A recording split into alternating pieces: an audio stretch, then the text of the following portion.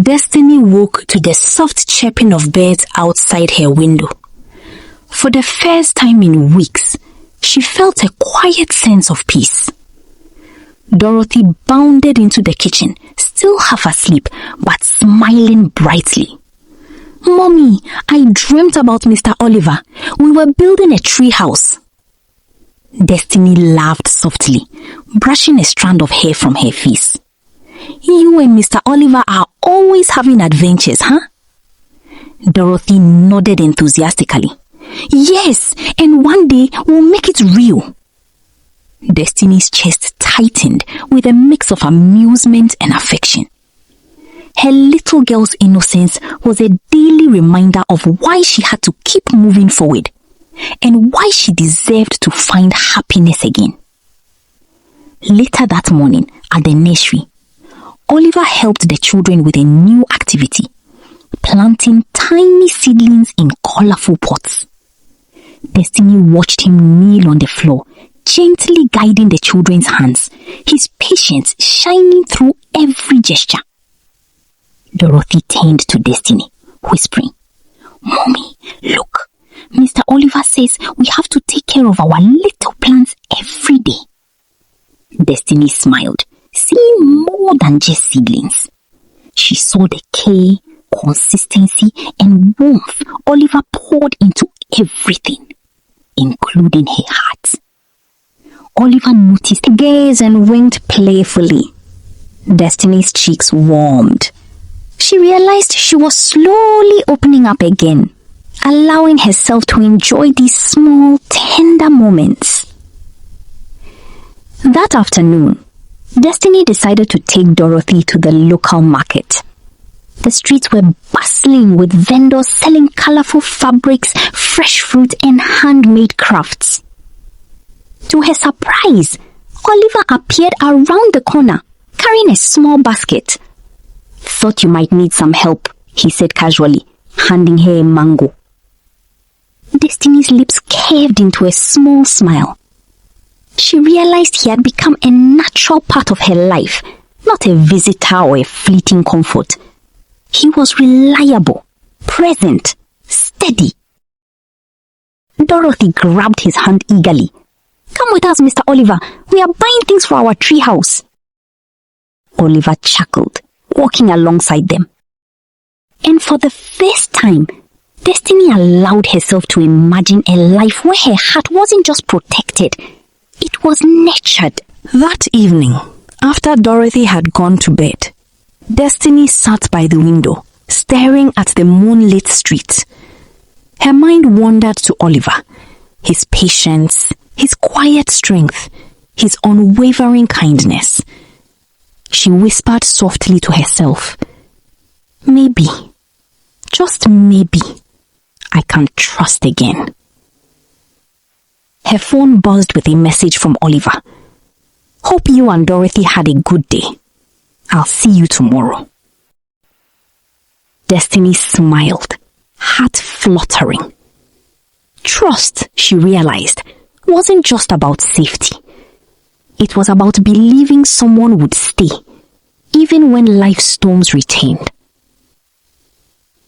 The next morning, Destiny, Dorothy, and Oliver spent time planting the seedlings together. Dorothy giggled as soil smudged her hands. Oliver laughed along, gently wiping some dirt off her cheek.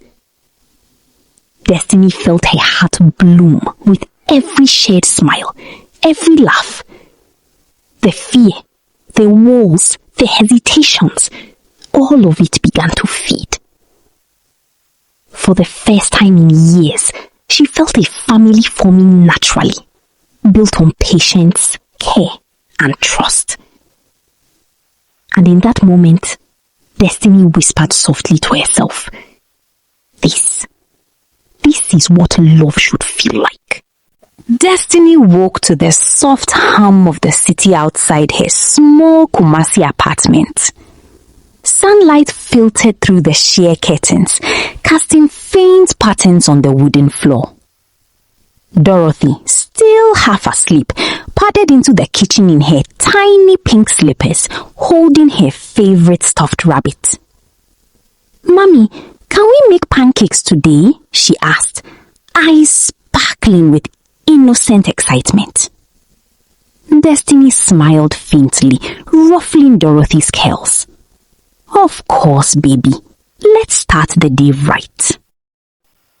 As Destiny reached for the flour, her phone buzzed sharply on the counter. The name flashing made her chest tighten. Richard Tete. A sudden coldness ran through her. She froze, heart racing. She didn't answer immediately. Instead, she watched Dorothy pour syrup on her tiny plate, oblivious to the storm about to break her morning peace. After a few moments, Destiny whispered to herself, "I can't let him ruin today. Not today." Later that morning, Destiny arrived at the nursery, trying to shake off the tension. The classroom smelled faintly of crayons, paint and fresh flowers, familiar and comforting. Oliver was already there, kneeling by a small table, helping a group of children fold paper boats. He looked up as Destiny entered, giving her a soft, reassuring smile. Destiny felt a flicker of warmth in her chest. She hadn't realized how much she depended on these small gestures, the calm presence of someone who didn't judge, didn't demand, simply cared. Dorothy ran to him, giggling. "Mr. Oliver, look, I made a super big boat." Oliver crouched down, examining her creation carefully. "This is amazing, Dorothy. You're a natural captain."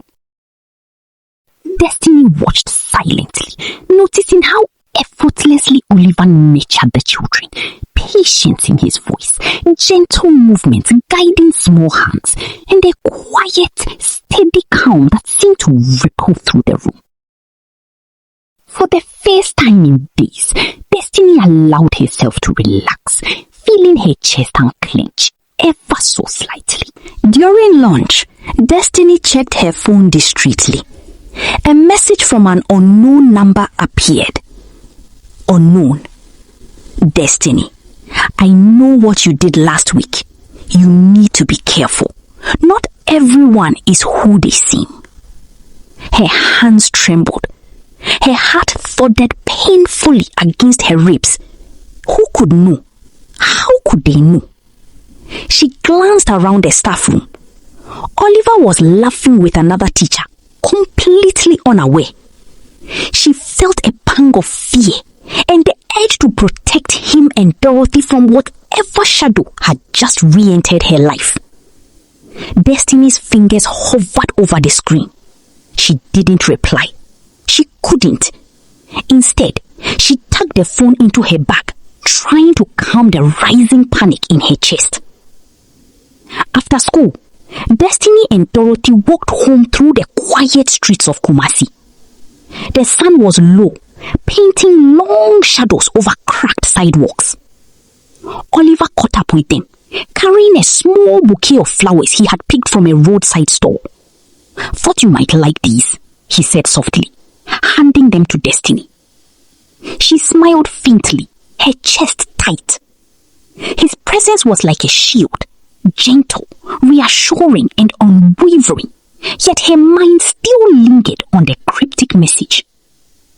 Dorothy skipped ahead, picking up falling petals, oblivious to the tension. Destiny held Oliver's gaze.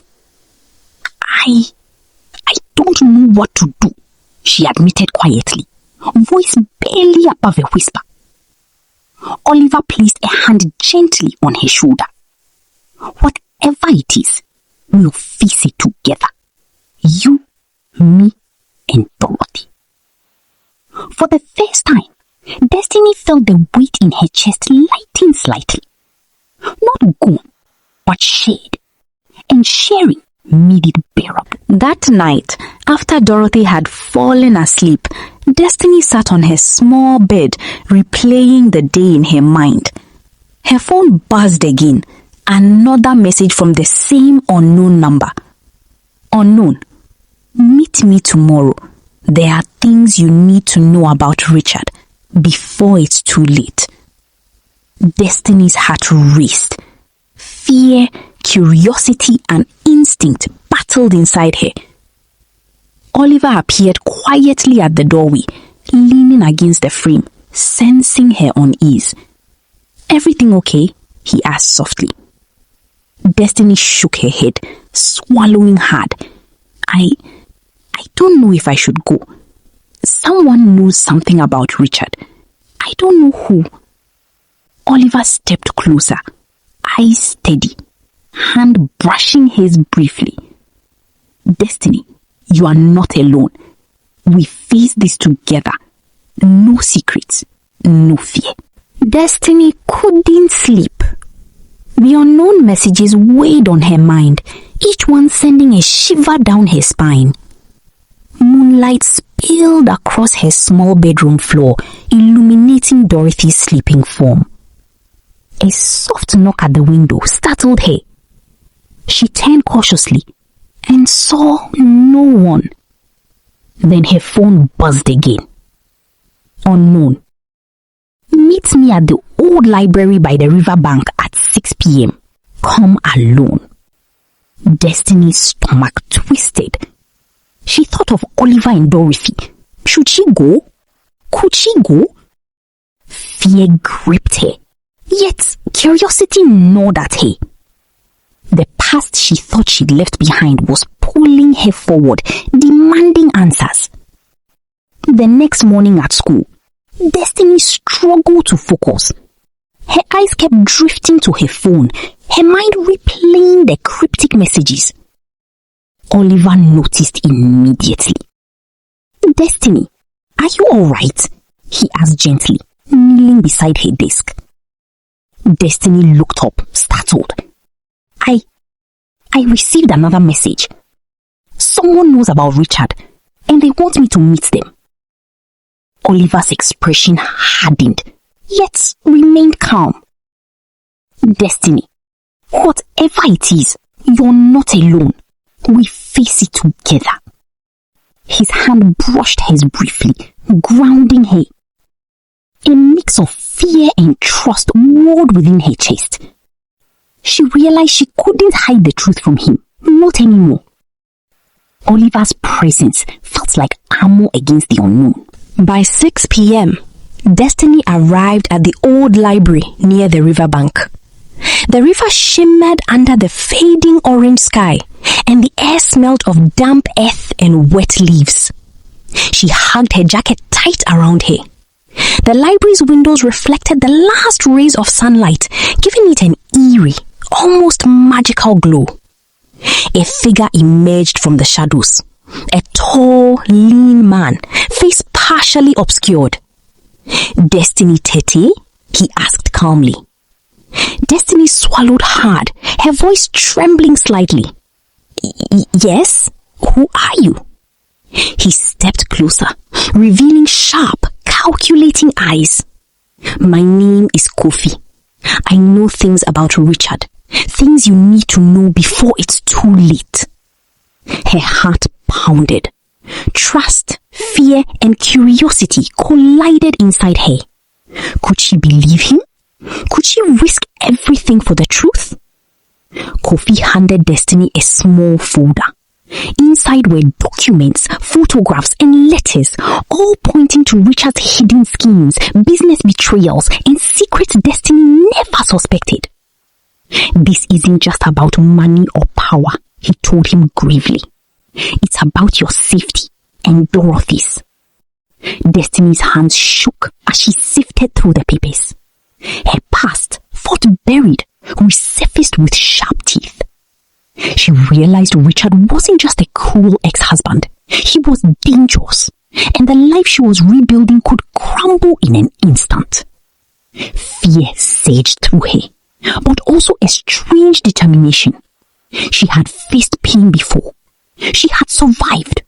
And now, with Oliver by her side, she knew she could face the storm again. Destiny walked home slowly, clutching the folder close to her chest. The riverbank was dark now, shadows stretching along the path. She imagined Oliver waiting, trusting her, unaware of the danger creeping back into her life. Dorothy's laughter echoed in her memory, reminding her what she was fighting for. She finally allowed herself a deep breath. This battle would not be fought alone. She had love, trust, and a family worth protecting. And in that realization, a flicker of hope, stronger than any fear, ignited in her heart. Now the story is getting deeper. Do you trust this mysterious man, Kofi?